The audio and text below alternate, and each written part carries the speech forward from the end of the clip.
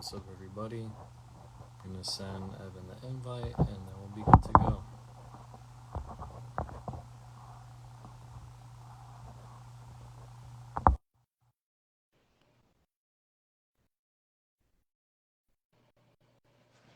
go. Yo, what's up, coach?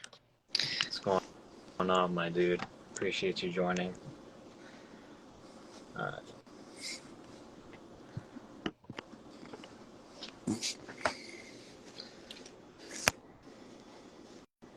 Send the invite again.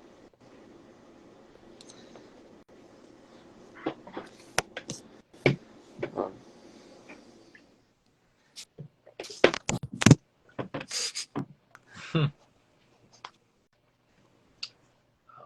on. LOL. Everybody out here calling me daddy. Whiling. There we go. Yes, sir. Am I getting old this way? I don't know how. Nah, I feel you, dude. The first time I did this, I was just like, what do I even Yeah, do? Yeah, exactly. What's up, bro? Not much. Not much. I just Huh? did my cardio this afternoon, No. riding on the bike, bro. But Okay. today's like an active rest day, so.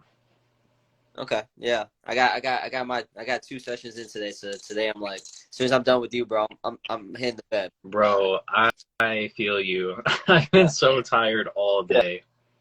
It's just like it's about to be summer and like like starting to get hot, especially like living in Texas, starting to get hot. So like now Yeah, I'm all drained and shit, but I'm ready to go.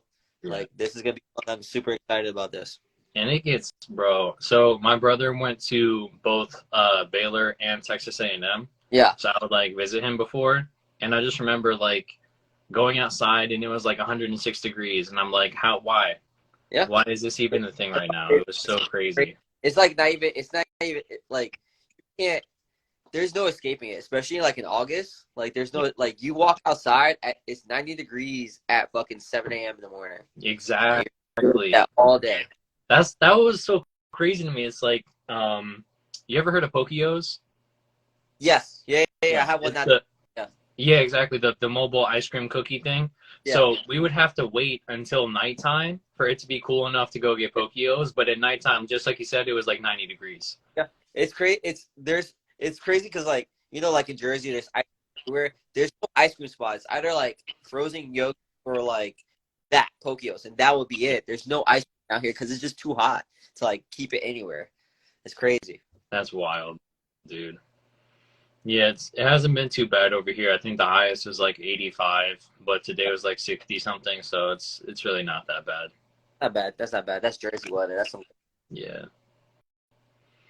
All right. Well, looks like we got a handful of people in here, so we could get started. All right, bet. Um, I really wanted to do this interview because of the group that you and Terrence put together, and Yeah, just like looking at all like the different coaches and everybody. Like, I really vibed with like a lot of their perspectives and everything, but also basically just what they were about. And obviously, like that one time you and I had our discussion, I was like, "Yo, this would make a really good just talk in general." yeah, for real. Yeah. Yeah, Oh, that's cool, man. Yeah, I mean, like building that was like very interesting concept because like I enjoy collaborating. I'm not like the most social person in the world, but yeah, collaborating with like, coaches and seeing their views because that's the only way that I can learn too. Is just getting other people and then trying to educate others too. So it was very cool to have that, but I think it started turning into this let's send memes and talk shit about other people kind of thing and for education. yeah, So I was like, you know what? It didn't turn out the way I wanted to, but it was while it lasted. yeah. And honestly, like if anything, it was really good networking for that span of time. You know what I mean? Exactly. Yeah, I mean, I still follow all the guys and like I mean, like Tom and like Marcus, like they do some like dude. out of this world type of shit. Like I've Yeah, never even seen. So it's like really cool to see that different span of like where strength and conditioning is really moving towards. exactly. Seeing, like people at their height, like actually do their shit and actually being able to talk to them. So Yeah, I show a lot of my clients Tom stuff all the time. I'm like, you see that yeah, kettlebell? That's 176 pounds. He's just holding it over his head like it's yeah, nothing, bro. no face or nothing like that. He's just like, and he's like cleaning it. He's like Yeah, putting his legs, throwing it behind his back, man. Like, yeah, I want to start juggling, but like, I'm still nervous that like I'm gonna break my foot. That's the only thing. Like, I'm gonna drop this motherfucker on my foot. It's gonna happen, and I'm gonna Facts. freak out. So, and I don't have health insurance, so I can't play that game. Yo, same, Yeah, dude. I'm not Same. That's why I'm trying to take care of myself the best that I can. exactly. 'Cause, yeah. No. All right. So I got a couple questions for you tonight. I didn't want to make it super long because I want to respect your time, and obviously we're both tired. Yeah. But I want to start this off by basically just like what got you into the fitness industry in general, and then how long have you yourself been like lifting and training people? Okay, so I was basically what got me into it is I was always the fat kid. I don't have like some crazy ass story that like that people do, but I was just always the fat kid. But I was always active. And I was always really good, moderately good at sports. So I played baseball, karate, and I fell in love with like the discipline that I had to have to be good at karate. Just like repetition. So I like monotony and just continuously getting better by doing the basic shit. After karate, I got bored and then I started doing Muay Thai. And then that's where I really lost a ton of weight. The lowest I've ever been was like 116, and that was for my fight when I was in Muay Thai. And my heaviest I've ever been is 180. So like just the span of like those two things were crazy.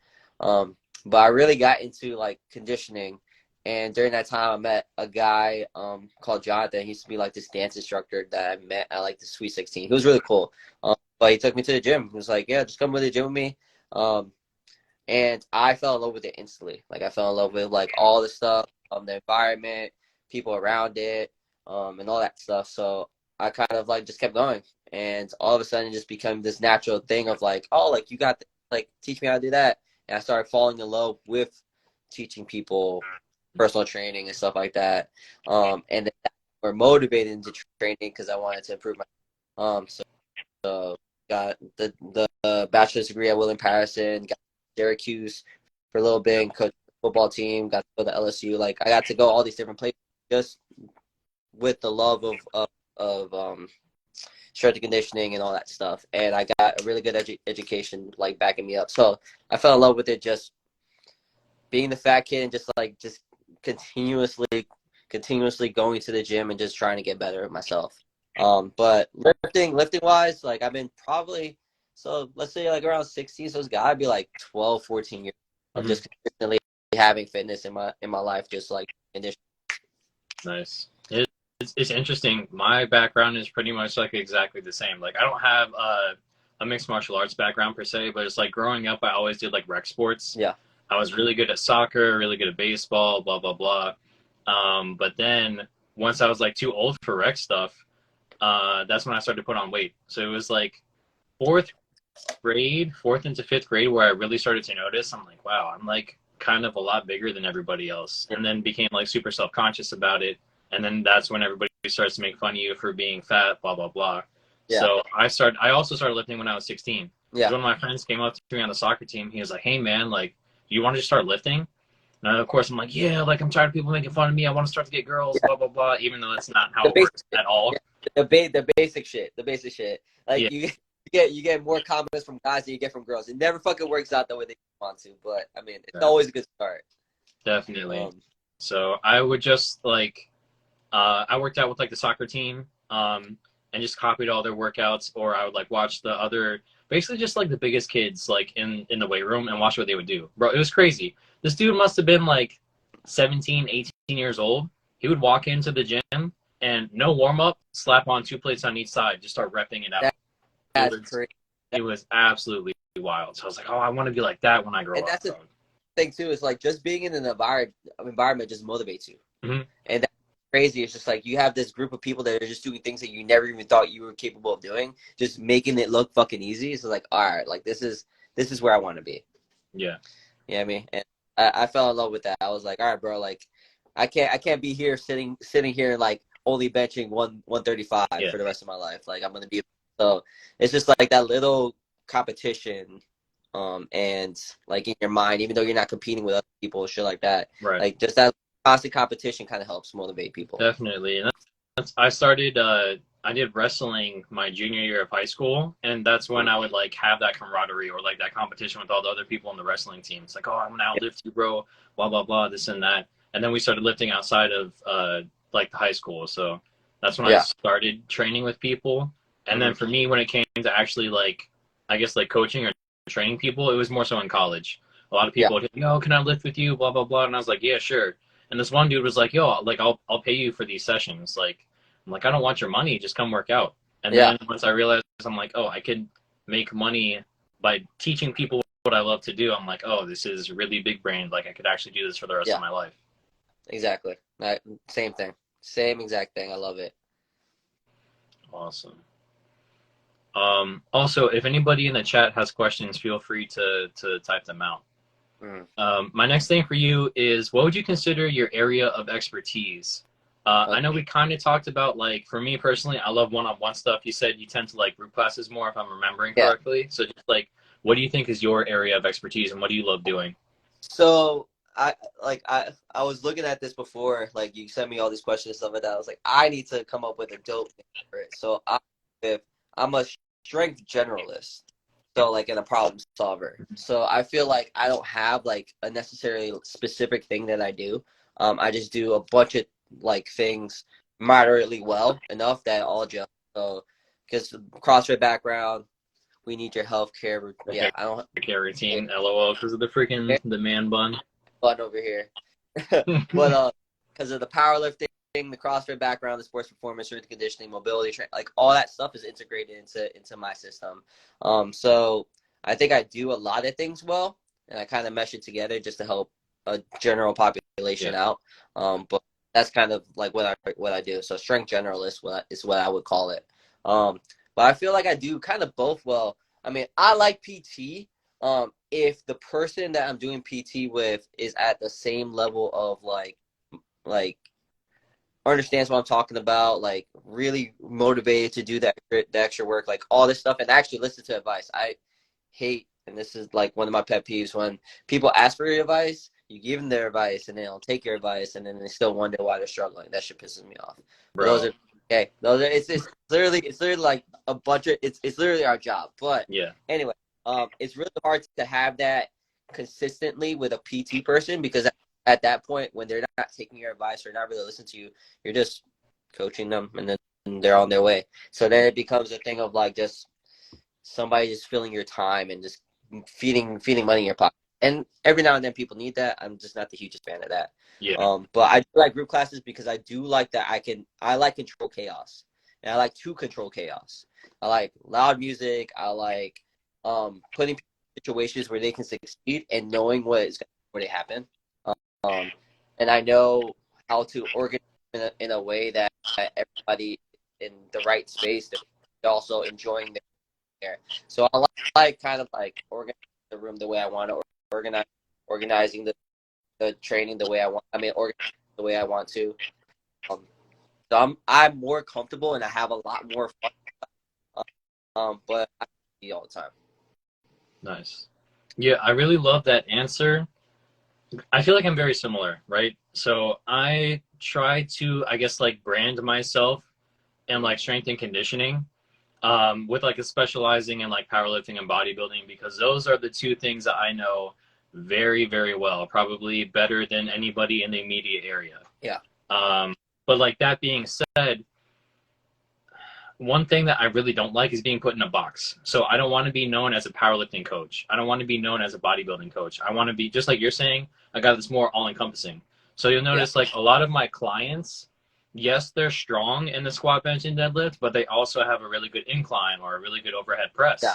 And it's like there's so many different coaches that don't even utilize like different angles or different like variations for when it comes to lifting. Yes. And to me, like that kind of doesn't make sense, because like what's it called? I heard something a little while back where it's like variation is basically how it's like not like the spice of life, but the spice of like keeping your joints healthy. Yes. Because if you just keep on doing the same things over and over and over, like squatting all the time, benching all the time, you're gonna get super beat up. Yeah. So I love that you say like you're all encompassing to your approach to strength. I definitely like that.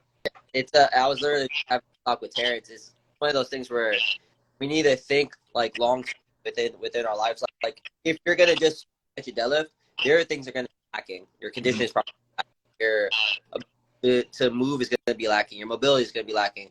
It's depending on what you specifically we want to focus on is important. And that's why powerlifting, cool. There's no shit's going to be lacking that are as vital to your day-to-day lifestyle that might hurt you in the long run. It's like the same shit. If you're just going to run all the time, you're probably going to be weak. You're probably going to have bad knees, bad ankles because you're being around things.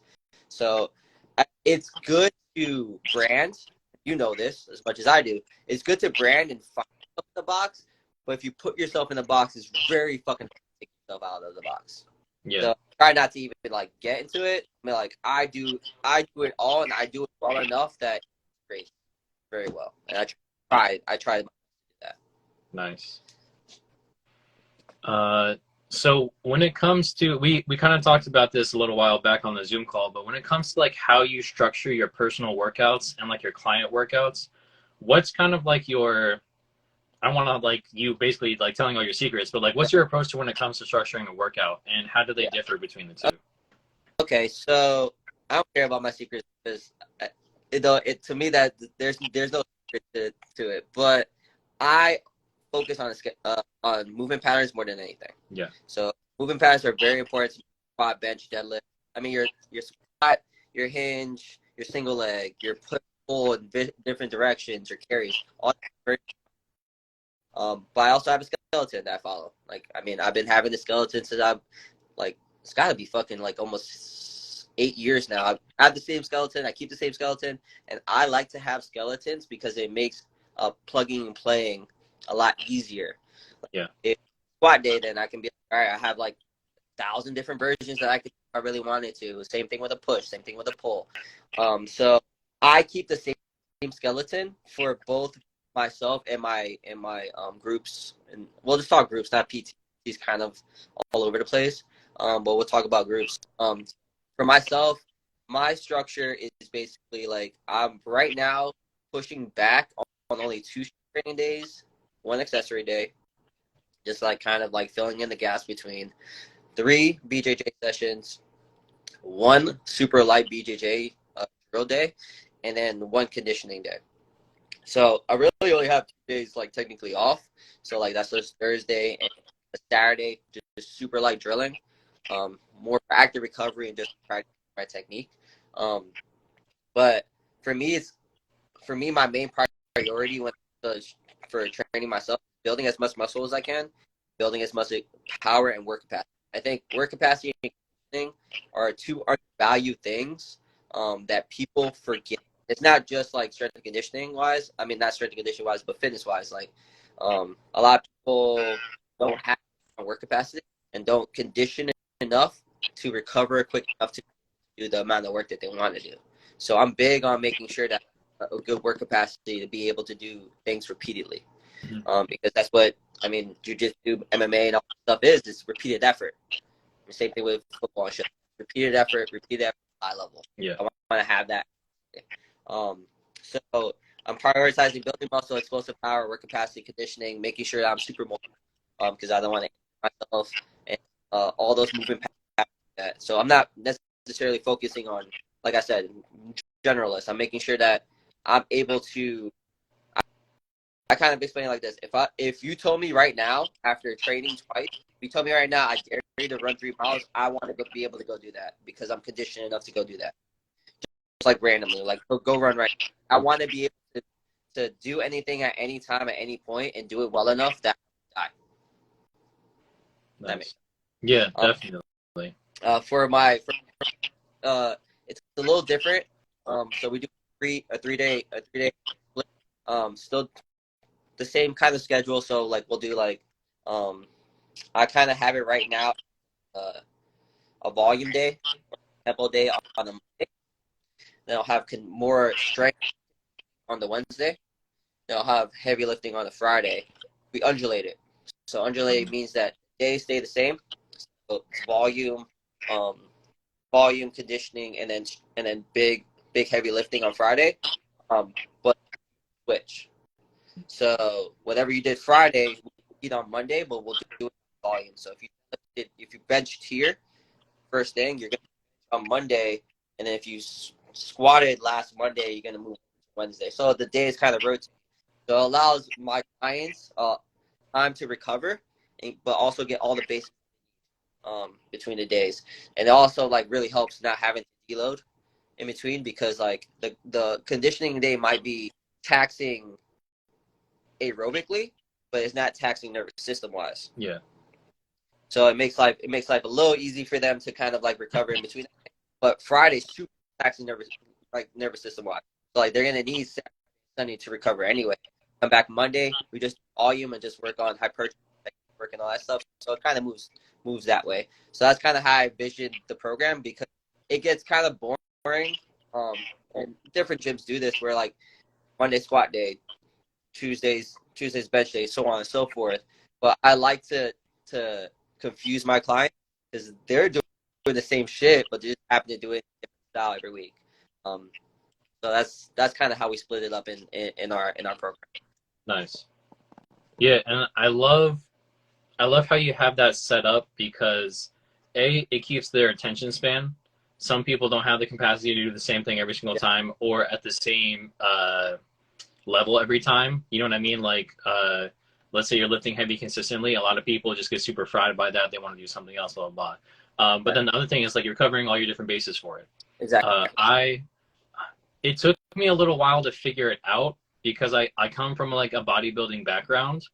But when I first got into like powerlifting and getting stronger, that's when I understood. I was like, oh, it's more so about movement patterns and what's going to get that pattern stronger, rather than, oh, I'm hitting my back and biceps today, or I'm hitting my chest and tries and blah, blah, blah.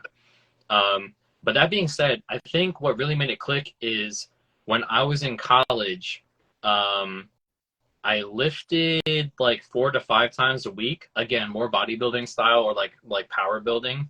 But I also did jiu-jitsu twice a week and boxing once a week. So it was interesting, because I saw how a hip hinge helped with my guard, you know what I mean? Or like preventing like takedowns. And I also saw how like my bench press and everything helped me when it comes to like shrimping or keeping people off me. Or even just having like strong adductors, having somebody in like a body triangle, just seeing how all these like simple movements, or just being strong in general, transfers so well over to all the different sports. Yeah. I feel like a lot of people, they're so hyper focused on, oh, everything needs to be so specified and blah, blah, blah. It's like, no, if you have a general strength and you're building a general strength, all you have to do is use your ability of getting bigger, faster, stronger, and then apply that to your sport. Yep, easy. It's literally that easy. I usually muscle solves everything. Muscle solves all your injuries. Muscle solves all your weaknesses. It solves everything. If you focus on building as much muscle as you can, you're gonna be powerful. You're gonna be strong. You're injury resistant. To help you with everything. So I try to prove that as much as I can, and it really, really kind of like hammers away. Like people start seeing it actively in their lifestyle or actively in work. And I try to teach my clients, like, you should be doing something else other than this. I mean, that's beside the point. Yeah. Yeah, and especially like, this is more so like nerding out, but like an arm bar is basically a deadlift. You know what I mean? You're using your hips, like shooting your hips through. Like I said, shrimping is literally a variation of a press. Dude, high crotch double or high crotch single used to be my bread and butter, because I would do front squatting all the time. So I was used to having a heavy load in front of me and just absolutely just tossing people. So all this stuff being brought up, what do you consider essential movements for someone doing jiu-jitsu or like mixed martial arts in general? Okay. So counterintuitive, I don't believe essential the right thing. So I don't think the things that you need to do all the time, but there are things that I will not take it out of my program ever. Because like, I mean, I love it. I need it. I think it helps. But I think for being the or going the direction that I'm going in, I think it's also important, like, the only thing that's essential that you need to do is do basic movements. Squat, hinge, fucking single leg push, pull in different directions, and carry something. Other than that, fucking plug and play. But I think it's better for me to give tips on things that helped me with my game. So things that really helped me with my game is working on my hamstring a shit ton. The more I worked on my hamstrings, the more explosive I got. The faster I got running, the more condition I got. So working on my hamstrings helped out a lot. So GHRs, RDL, band pull through, those like are integral to my program. Like, do a shit ton of hamstring work, and the thing I like is that hamstrings. People don't realize hamstrings are very fast twitch, so you don't need to do a lot. But I do like to add a lot of volume to it now and then, just for shits and gigs and just for hypertrophy's sake. So that's something I will never take out. I'll never take out rear foot elevated. I think it helps with my balance. It helps with so much like stability in my stability, overall strength. And I mean, how many times a day are you like leg? I mean, like you're running, you're multiple, like you're fighting, you're leg. So building single leg strength helps transfer easily to the sports, but it also builds just overall lower body strength to be explosive. Pull-ups, something I would never fucking take out ever. I mean, I think being able to be up here directly overhead is something lacking in society. Like I was talking about, like if you can't get past your fucking your eyes with something's going on. So being able to open up, okay, mobile enough to do this, so I dead hang a lot. That's something that adds to especially like if I'm focusing on jiu-jitsu, it's like being hang a lot, grip strength, but also for mobility in my shoulders because I get arm barred or get shoulder locked or whatever like that. So or Ezekiel fucking Kimura. Like a lot of people get Kimura just on the fact that they're not mobile enough to get into like this internal rotation of issue. So that's very important to me. Zerchers, because they fucking suck, but they also transfer very well to takedowns. Because like you're somebody down here a lot of times, it's not really. Sometimes it's here with a sandbag, but like sometimes you take somebody down here. I like Zerchers for the fact that it's very upper back dominant, but it's also a lot of glute work and core stability in it. And I just think it fucking sucks. So it's one of those things where like, it's a mental uncomfortability that you have to bypass to be able to do Zerchers and do them well. Because like a lot of people be like, they can't even put 135 in their fucking arms, but like, if you want to be able to take somebody down, somebody's going to be heavier than fucking 135. Trap bar deadlifts, but I really, if I was going to get specific, I really like stagger stance trap bar deadlifts, just for the transfer of the position where a lot of people fight. And I mean, that could be specificity, like specific training, in a sense, but I do like focusing primarily on one leg. Again, I just like to be, I like leg work. So stagger stance is one of my things. Stagger stance trap bars are one of my favorite trap bar. And then I will never take away kettlebell swing. I fucking love kettlebell swings for the work capacity, the power output, you can instantly integrate it into almost any part of the program. It's super like versatile. Like so that's something that I about. So again, nothing's essential in my mind. But I think another thing that I forgot, I think it's also very important for people to rotate.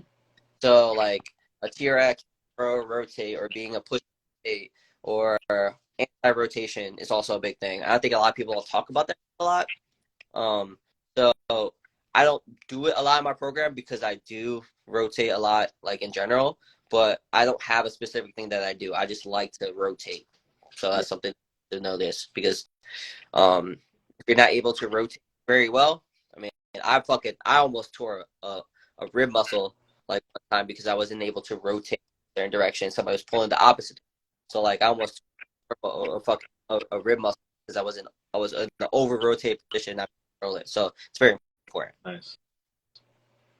Yeah, and I think another thing to add on to that is like sometimes it's not even just to make you better at the sport per se. It's to keep you healthy, right? Yeah. So especially when it comes to the single leg work, the thing that I noticed over the years is when I did wrestling, my left leg would always be forward. That was my dominant side, and that's why I felt the most comfortable.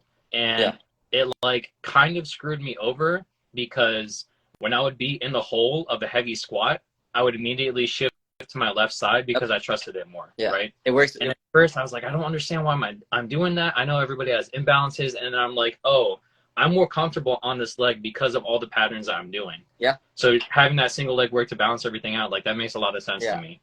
I think people body will always compensate. Your body's a compensating fucking monster. Limiting that the body's need to compensate makes you a better human to be able to do other things, and makes you more injury resistant. Because like a reason why people are injured is just compensate. It's compensating somewhere else. So yeah, that's why I like single leg stuff, because I don't want to have to compensate on something. And plus also, like, when you're fighting or when you're in different sports, a lot of times your left leg or your right leg isn't really in front. So what happens if, like, just for shits and gigs, like, you hurt your knee still fighting, like, you gotta switch sides, now you're fucked. You know what I mean? Right. So I think about it like that. I want to make sure, like, I'm also living a life of longevity and vitality, like, down the line. So whatever I do now will help me in the long run. Exactly. And I love that you brought that up. And it just goes back to what we said about the variation. If you're rolling with somebody, you're not always going to be in the same positions. No. So if you're only strong in certain positions, then they're going to figure that out and figure out a way around it. You know what I mean? Yeah. That was also, so one thing that I really loved doing was one-arm rows, just because when I would be in the clinch with somebody, you can sometimes get somebody to fold just by having a strong grip. You know what I mean? Oh man. Yeah. I didn't even mention that. I didn't even talk about it. I feel like, because I do so many carries, I feel like you should carry something all the time, but I also think people forget there's different ways to carry than just farmers carries. Single arm rows work, fucking dead hangs work, fat grips, towel fucking things, like sandbag carries are super viable at this time. Like, something that I never ever take out, every day I carry something, and it's gotta be heavy. Like, I always carry something. But yeah, having the grip to do it. Another good one that I recently started really enjoying, floor pressing, because I'm small. Somebody's always gonna be able to roll me over, whatever like that. So being able to get out of side control, is super necessary for me. Being able to push somebody off, my knee shield in, like, really helps. So floor pressing is also very good for close grip bench too. Right. So do you find, because a couple issues that I would, like, come across, part of it's because I was lifting and, like, doing so much mixed martial arts at the same time, but do you find that doing the grip work helps keep your elbows healthy? Yeah. I broke this elbow. I broke this elbow before. So the only thing that fucking that hurts is actually bench. Like, anything barbell bench, the only thing that hurts my elbow. But I think, if anything, like, I don't think like a lot of carry or having a strong grip helps my elbow. I just think it helps everything else. I mean, people forget how important point A to point B is, and how much it helps you with everything else. Yeah. So it's a trunk stabilizer. It's fucking it's an ab thing. Traps, arms, shoulders, legs. Like, it builds everything. If you look at fucking strongmen are strong. They'll squat when they lift, but, like, all their games, they're really pointing. Yeah. Their fucking game is pointed. Carry this fucking heavy piece of shit over there, and carry the piece of shit back, and then you're a piece of shit. Then you can get a trophy for a piece of shit. So, like, it's other stuff, but it's literally what it is. So, I think carries. I don't know if that actually helped my elbow or not. So I don't know if that was a long, legated answer to tell you. I was like, it was interesting because I just remember, maybe it was like overuse, but just constantly grabbing stuff all the time. And I even struggle with this with powerlifting sometimes, and I had to, like, figure out different ways to hold the bar for a squat to help out. But I would always have issues through the outside portion of my elbow, just from gripping stuff all the time. You think it's, like, being so pronated, like your wrist and being in a weird position? Because, like, if you think about it, like, if you're powerlifting constantly, like, you're always holding the bar this way. Yeah. So maybe the internal external rotation of the wrist is bothering you. Yeah, that could also be a part of it, especially because, like, a lot of powerlifters don't really do bicep work because it's like biceps are low key pointless when it comes to powerlifting. But also doing bicep work, or like hammer curls, or working on the brachialis muscles, like, that's what keeps your elbows healthy. Yeah. So definitely, I see what you're saying. Yeah. So maybe, that could work. Let's see. So next is going to be about nutrition, right? So I didn't really learn anything about nutrition until after I graduated college, which I wish I would have been able to learn this. Honestly, I don't know why they don't teach it in school. They kind of just like, here's the Same. food pyramid. Yeah. Oh, avoid carbs, blah, blah, blah. Yeah. Make sure you get your fruits and veggies, this and that. So when it comes to your personal nutrition, both for preparing for a competition, but also outside of that, like, what is your approach to things? So my approach is, I was going to come up with a cool name, but I fucking suck at cooking. Mm-hmm. I am a horrible cook. So like, it's basic fucking shit. And I also think it's, for me, keeping it basic helps me. But basic, food helps me stay a little bit more consistent. Like I don't care if I eat the same thing all the time. So I'm a big meal prepper. I eat the same things all the time, and then I kind of allow myself a way to enjoy. So I think it really helped understanding a little bit more about nutrition as I got older. Like, I mean, I was always, I mean, you know, I was the fat coach that didn't understand nutrition, that had a high body fat, and then recently, like I made the big change, and it was me just centralizing on my diet a little bit more. So for me, I don't really have like an approach other than, I mean, I track my calories to understand, and then I stop it. I know exactly what I need, and I change it every now and then depending on like my energy fluctuations. Like if I'll eat more if I fucking train, if I train that day. If it was a really hard training day, I'll eat a little bit more. I'll kind of listen to my body a lot more. And I'll kind of I try to find ways to cheat while enjoying the food. So like things like, I mean, I fucking love peanut butter. Like I'll make sure I have a scoop of peanut butter every day. Like I'll make sure I have chocolate in the house. Like shit like that, like really helps keep me interested in my diet. Yeah. But yeah, for me, it's like listening to my body, having a good relationship with food, making sure I'm eating at least body weight of protein, carbs. I mean, never fucking sacrificing a macronutrient.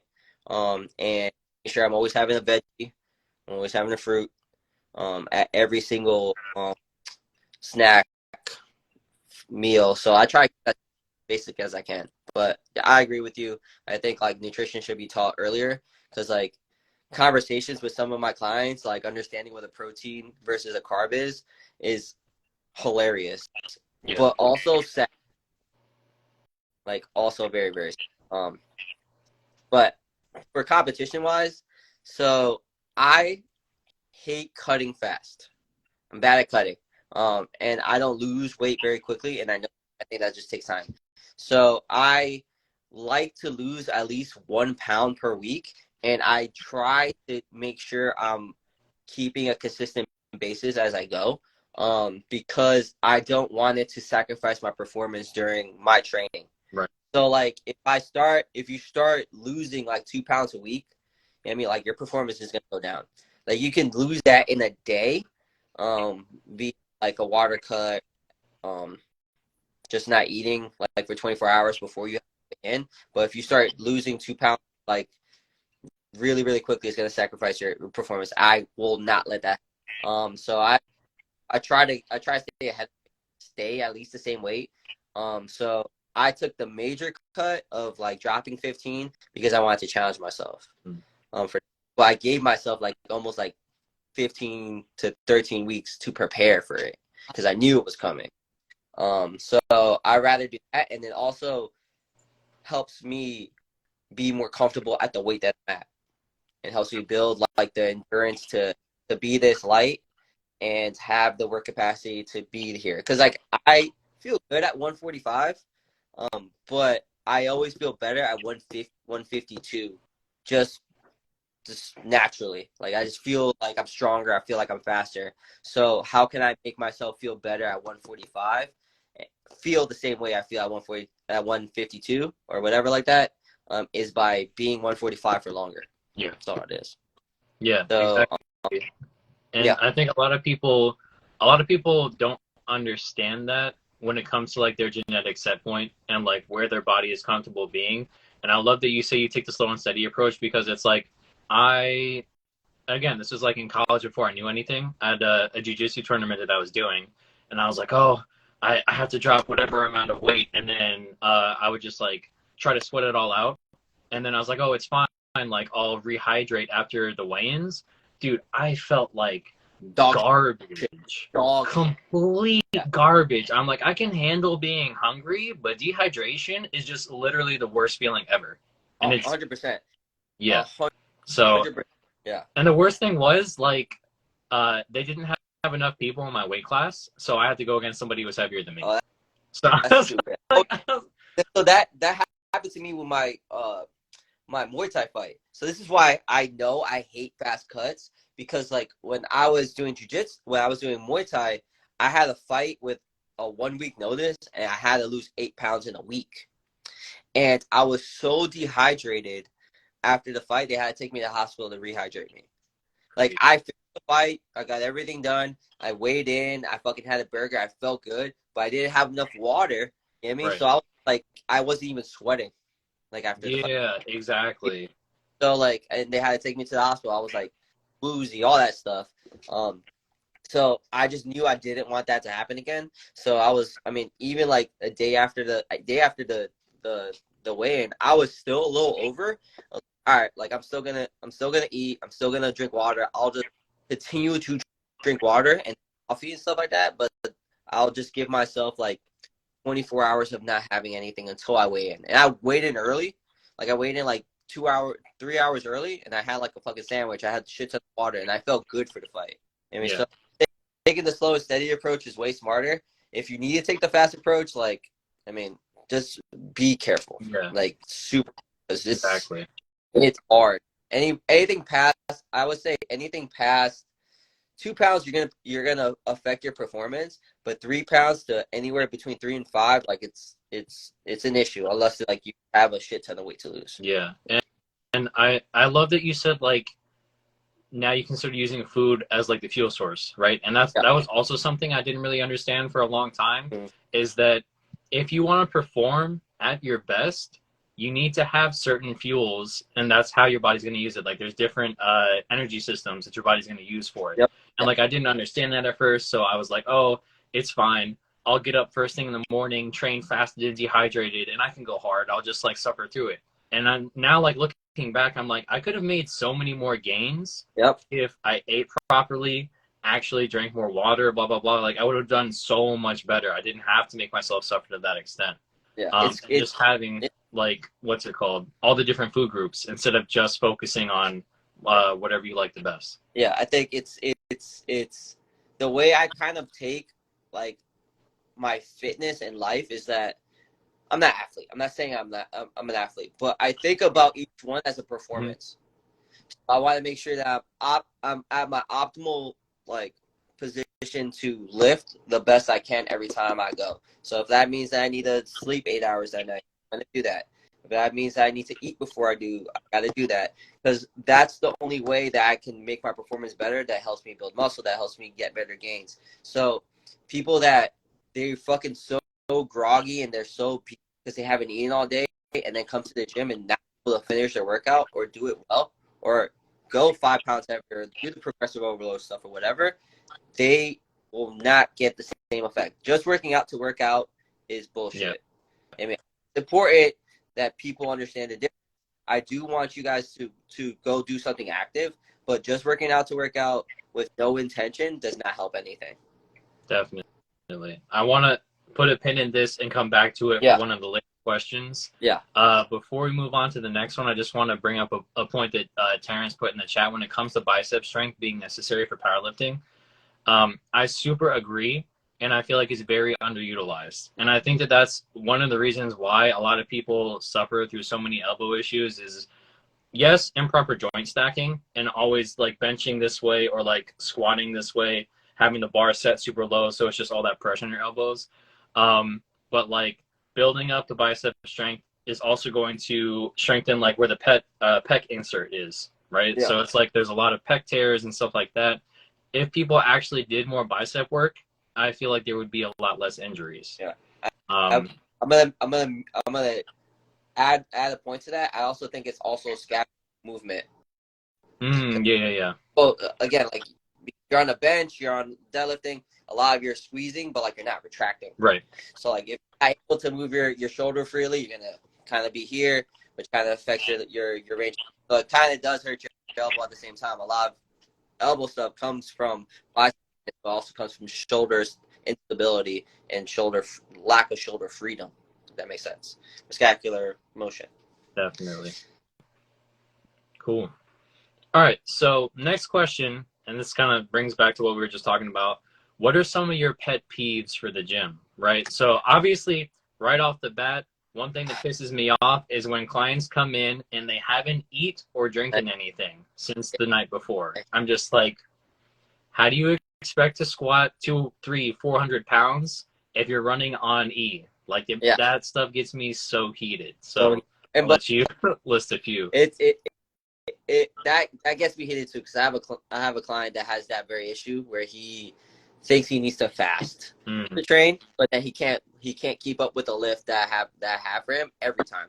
So I'm not gonna devalue the lift or degrade my lift because you didn't eat anything. So we're still training. I don't give a fuck. But anyway, I wrote a list. Okay, my list. Okay, no people who don't put on deodorant piss me the fuck off. Okay, wear some deodorant. Get the fuck away from me. Okay, people that put their plates on weird. You know what I mean? Like Olympic lifters, I hate you. Like you put on like the 45, then you put on the 10, then you put on the 25, then you put on the 35, then you add another 10, but then you put the 2.5, and then you put the 5. Like I hate you. I hate all of you. People that take too longer breaks or they're on their phone too long. Like I don't know if I need that equipment. I might decide that I want it, but you've been there 45 minutes doing nothing. I'm sorry, get the fuck off. People that flex constantly between their sets. If you're not a bodybuilder, you have to do that. Stop doing that. I had a guy, like, he was, like, swing kicking and, like, looking at himself at the same time, like, standing and swing kicking and then, like, flexing at this. Like, he wasn't even, like, doing, like, a bodybuilding thing. It was just, like, I was like, dude, I hate you. Anyway, okay. People that stand too close to the dumbbell rack, move the fuck away. I might need that dumbbell. People that look at themselves in the mirror, not to check form, but they'll just do it just to be douchey. You know what I mean? My Like, gosh, yeah. They row, but they look at themselves. Here's a quick lesson for people. If you can row, lat pull down, or do an exercise and look at yourself at the same time, the weight is too light. Yep. Because like if you are concentrating fucking hard, I'm not looking away from that shit because I will hurt myself. You can do this shit, way too light. People who don't put their weights back piss me off, and just regular people piss me off. So that's it. But I love that list because like a lot of those are. I mean, obviously, the pandemic was a huge reason, but a lot of those are why I started my own home gym, and I've, like, been lifting from home because it's just like, bro, I'm just like you. Like, I'm very introverted, and just interacting or being around a lot of people is very draining for me. So I'm like, why would I put myself through this all the time when I don't have to deal with it? Exactly. So I do like the change of scenery because I do, like, I mean, like, I'm the same. Like, I have, like, Alpha's a small gym. Like, I can go times where, like, there's nobody. I know everybody in there. I know my space, like, all that stuff. But I'll go to the rec gym here just for shits and gigs, and, like, also get new heat that I can put on my Instagram. But at the same time, it's just like I just like the not the view of the view of women, but the view of like a different scenery just to train in. Yeah, that's all. But yeah, I hate commercial gyms. Like, I'm not an anxious person, but going to a gym that's full gives me anxiety because, like, it's like I don't mind crowds too much, but, like, a gym is just like I want more space for myself. Yeah. I don't know. And on top of that, it's like another reason why I like to lift alone is there was one guy that wanted to work out with me in college. He was also in the mixed martial arts club. He was like, yeah, let's work out together, bro. Like, we were around, I was way lighter than him, but I was also stronger. So I was like, he wanted somebody to work out with. When I tell you, I'm talking every 45 to 60 seconds on the dot. Yo, look at that chick, bro. Yo, look at her. Look at that. I'm like, dude, I'm trying to bench press almost 300 pounds here, and you're trying to get me to check out this girl mid-set. I'm like, I don't want to have to deal with this. Like, you're just pissing me off. So, definitely. I agree. I'm going to say, like, people ogling each other, that's one of my pet peeves. Yeah, I'm very super selective of training partners. I don't like training with people unless like you have the same heat that I do. Like we're gonna bullshit. We're obviously gonna bullshit, but there's a time and a place for bullshit. Do not interrupt me while I'm doing this. Like motivate me when I need you to motivate me. Spot me when I need you to spot me, and then let's get after it. And we can talk about this shit. But like, I can't work out with certain people. I agree. Definitely. Just like you said, hygiene's another one. I I don't want to use a machine after somebody if it's either you can see like a glisten, or it just smells. It's like, bro, take a I understand not taking a shower before you work out because you're about to work out and sweat anyway. But if you are that disgusting that you need to take a shower, maybe you should. Yeah. Know your stench, bro. Yeah. Just know your stench. That's it. Exactly.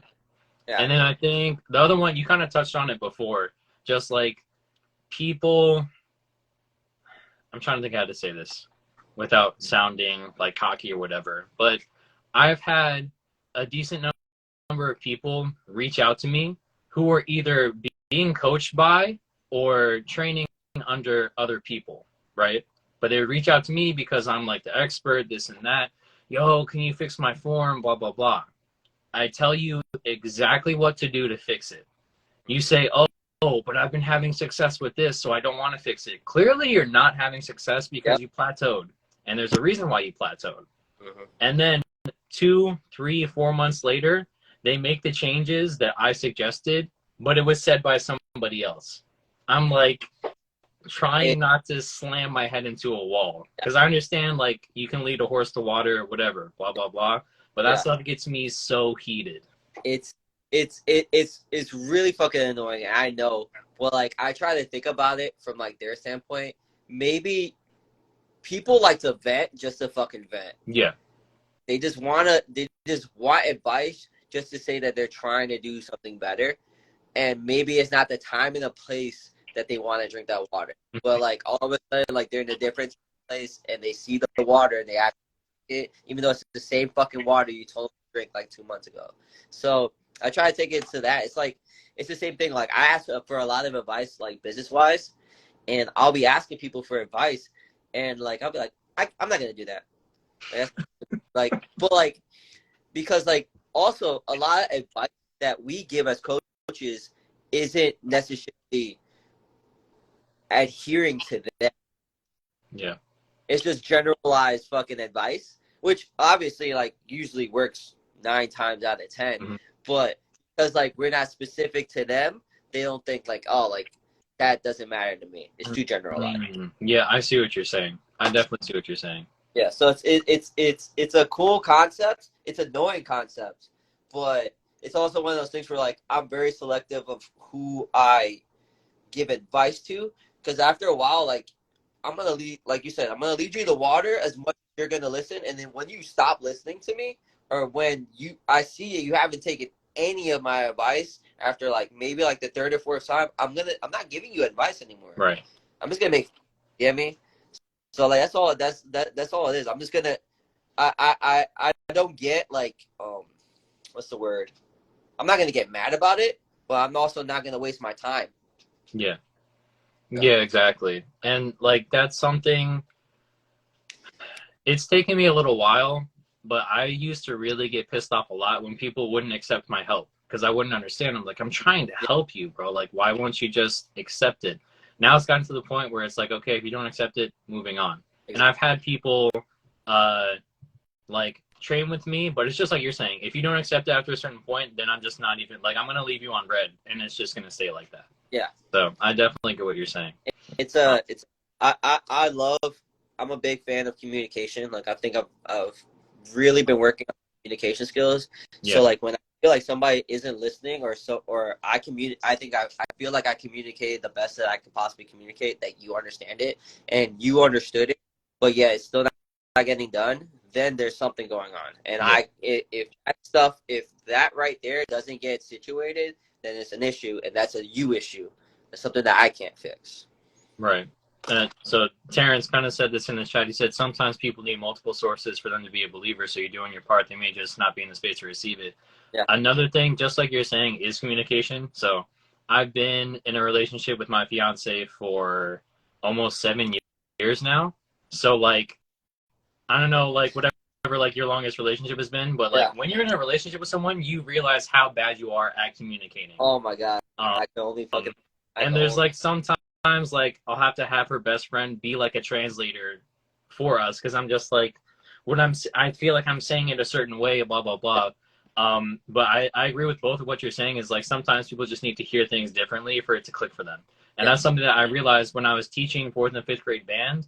Not all the students were exactly the same. Yeah. So sometimes you need to say it different ways for people to get it. So I hear what you're saying.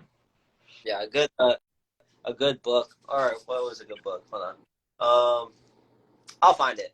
I have a good book that like kind of tells you how to communicate clearly, a little bit more like in a perceptive way to people, because that's something that's really been helping my coaching game is like being able to communicate differently to each person that each person understands, but even though I'm saying exactly the same thing. Right. Exactly. Yeah. All right. So my last question for you is, how have you kept your love for training and the industry alive? Both of us, we tend to see eye to eye on a lot of different topics, and the fitness industry is very, very frustrating. There's a lot of shady stuff. How have you kept your love for your own like lifting, but also the industry alive? I think I enjoy being able to do whatever the fuck I want. Mm-hmm. So I like autonomy. Like I like to be able to not have like this box put me like like we talked about before. Like I don't want to have this ego thing of like I need to barbell deadlift or I need a barbell bench, all this stuff. Like I don't feel like I can do anything but get stronger, and I'm gonna find a way to do it my way, and that's kind of motivating me to mess around, play, and that's been keeping shit interesting. Like I've been messing around a lot more with high rocks conditioning. That's been keeping it fun. Running a lot more. I hate fucking running, and I still hate running. But being able to run is a new challenge. That's been interesting. So challenging my ways with new ways to play is kind of like what I would say keeps my love. Being able to do things that I never thought I was gonna be able to do, kind of be a simple way. Like the other day, like I did a video on like ankle mobility. My first video, I just like dropped to my knees like without my hands, and I was like, did I just fucking do that? And then get back up. Like I was surprised because I've never done it before. It's just playing around. So I want to my love for fitness comes from my ability to be able to do what I want when I want and do different things whenever the fuck I want without ever getting injured. But it also comes to the fact of like being able to do that by providing action and showing people how to do that and preaching it. Big action guy. Like if I gotta show by action, like you see it, like it's gonna happen, kind of thing. But the industry, I think the industry is going in the right direction. There's a lot of like new things about strength training, new thing, even though it's been the old fucking forever. But I do enjoy that it's moving in the right direction. I don't enjoy still the money hungry people, people that do all crazy shit in the gym. I mean, good for them, but like the thing is that like you're at a point it becomes demotivating to people when you're that like the guy who fucking does pull-ups with a fucking chair on his back and some shit, whatever. Like that's like motivating. Or people that do like these crazy, like get abs by doing this like this ab thing, and like the ab thing's fucking ridiculous. Like there's no way like this average fucking mom of 6 can fucking do that shit. That pisses me off. And that's probably not gonna go away. But I think the one way that we can start keeping the industry alive is by having more people that have the education and start spreading the word correctly instead of like, and also educating people to not fall for the bull. Yeah. And then it needs to be a level of influence and intrigue, and for the normal person and understanding that they should know who to follow. I mean, like I'm like, if you still follow V-Thread, like like people can't help you because like you follow B strand. So, like that shit doesn't work. So yeah, I'm starting to see the light, but I know the industry is still bullshit. Yeah. That's my thing. Yeah, I definitely agree. One thing, again, especially when it comes to like powerlifting, not so much bodybuilding because there you can do a little bit more like variation or a lot more variation. Yeah. But one thing that's kind of helped me still enjoy lifting is like just continuing to learn about a lot of stuff that I don't know, whether it be like, oh, what is this specialty bar for, or blah blah blah, or like, dude, when I first learned about accommodating resistance and using bands and chains, I was like, this is so fire. Yeah. All of my clients are gonna start doing this. And that was like so much fun to me.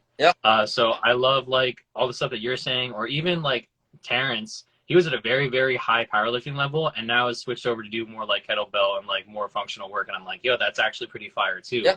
I like what he's doing. Yeah. It's like we all built a foundation on strength. And that's where it comes from. It's like start building the foundation of strength, then like you can start playing around with it. Like Terrence is able to do all that shit because like, and me and him talk all the time. Like he's able to do that shit because he was strong as shit.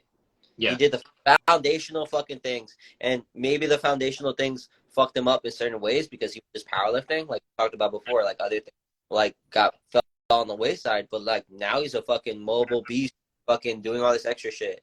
So we all built a foundation of strength, and that's the foundation that everybody needs.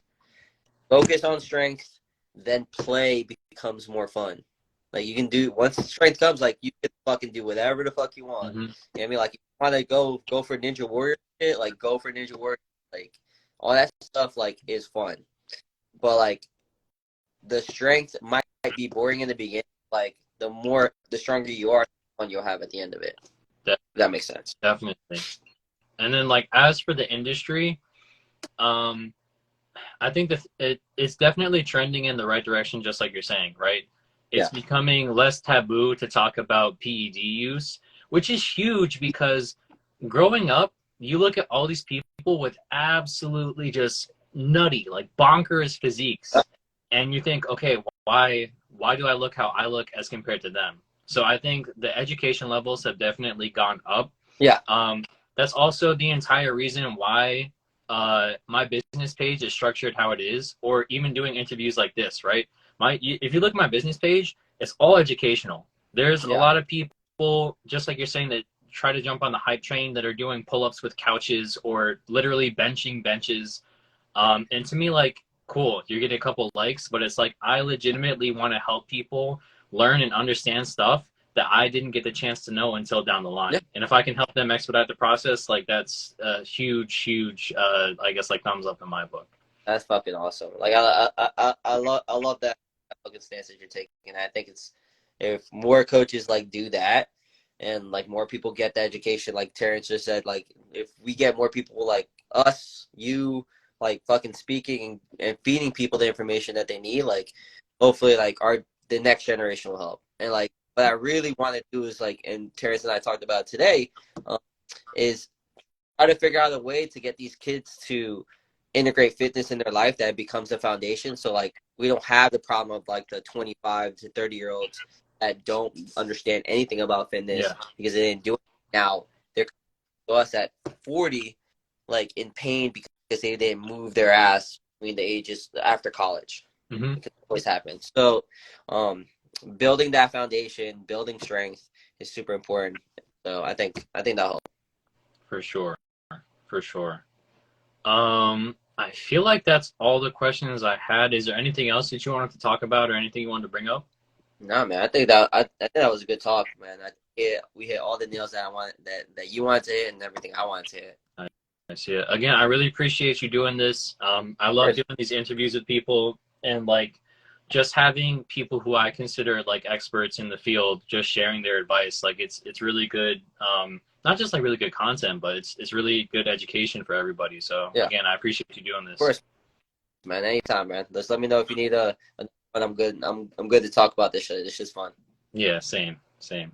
All right. Well, You get some rest. I'm gonna try to do the same, and yeah, I will see you in the next one. Yes, sir. All right, man. All right. Appreciate you. Thanks everybody for joining. See you. Yes, sir.